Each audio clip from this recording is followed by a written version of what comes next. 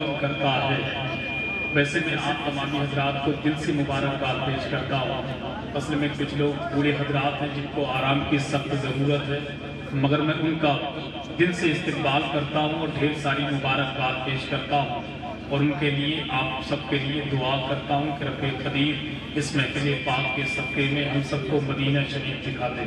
لیکن آمین کہہ دیتی ہیں آپ، کب دعا قبول ہو جائے، کس وقت قبول ہو جائے کوئی پتہ نہیں۔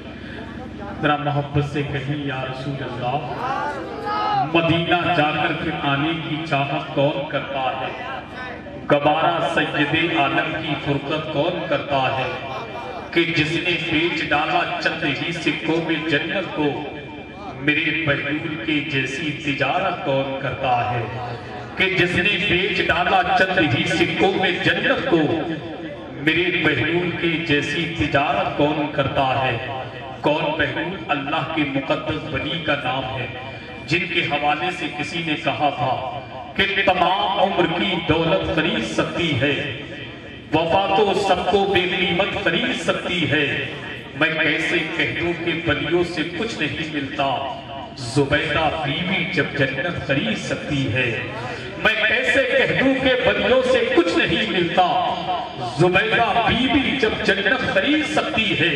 تو کسی نے کہا تھا جو کسی نے نہیں دیکھا دکھا کے بیچتا ہے، مزہ تو یہ ہے کہ قیمت گھٹا کے بیچتا ہے۔ ثبوت مل گیا بہلول سے حضرت زبیدہ کو، ولی زمین پر جنت بنا کے بیچتا ہے، ولی زمین پر جنت بنا کے بیچتا ہے۔